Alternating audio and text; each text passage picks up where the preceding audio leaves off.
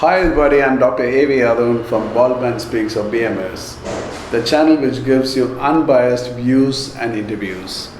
So this morning when I woke up and switched on the TV, I was surprised to see that every channel, news channel in English, had only one breaking news, and that was a 21-year-old girl called Disha was arrested in Bangalore and taken to Delhi for interrogation. I thought, oh my God, that must be a big terrorist because every single channel is covering her. And a few minutes into the interview or into the news, I found that all she did was to make some slight changes in the infamous toolkit, and she is the one who sent it to Greta. Now, according to the police, the news says that she was a main conspirator in the toolkit, and she had links with pro-Khalistani groups, and she was the one who forwarded it to a lot of people, including forming a WhatsApp group. Now, according to Disha, she had just edited about 2 lines in the toolkit, and she had nothing to do with any Khalistani group.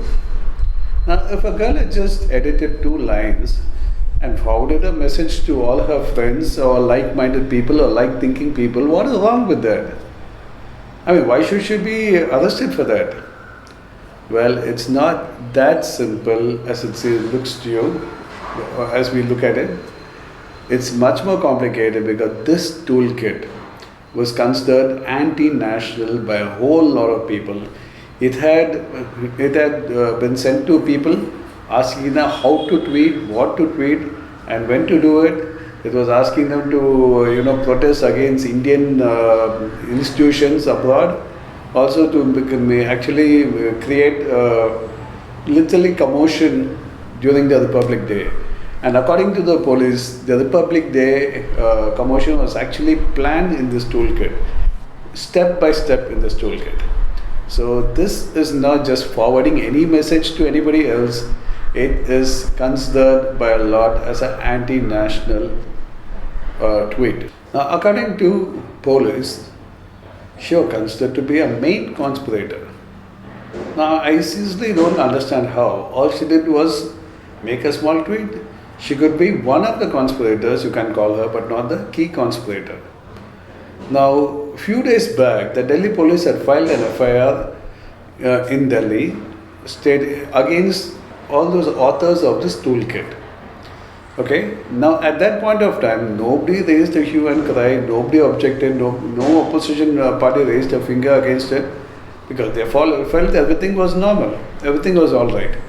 Now, Disha's arrest is actually a part of that FIR because according to the police, she has done a lot of editing to the toolkit and thus she also becomes an author.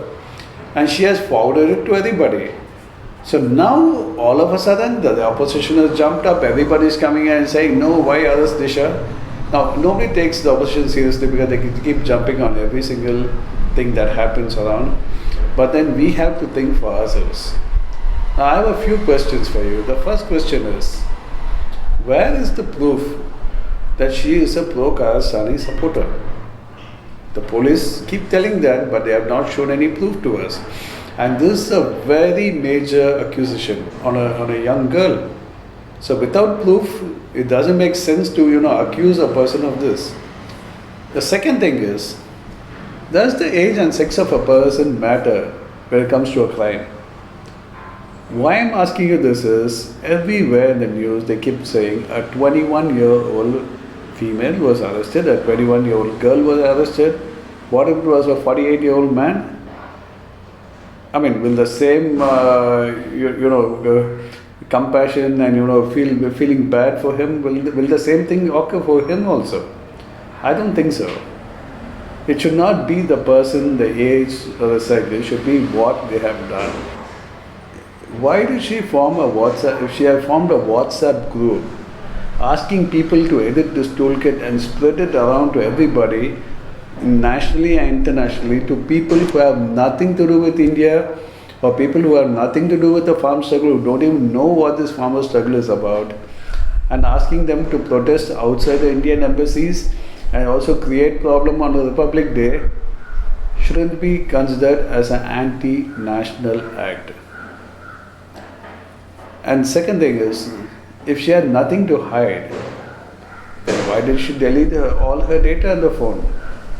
And this just before the police came, why should she delete all the data? It means there is something in this. We may know only the top superficial layer. It's up to police to come out with the facts. Until that, it's up to you to decide whether she is innocent or not. This is Dr. Arun for Baldman Speaks. I'm going to please subscribe to my channel as I'll be coming up with many more views and interviews very soon. Signing off, Baldman Speaks.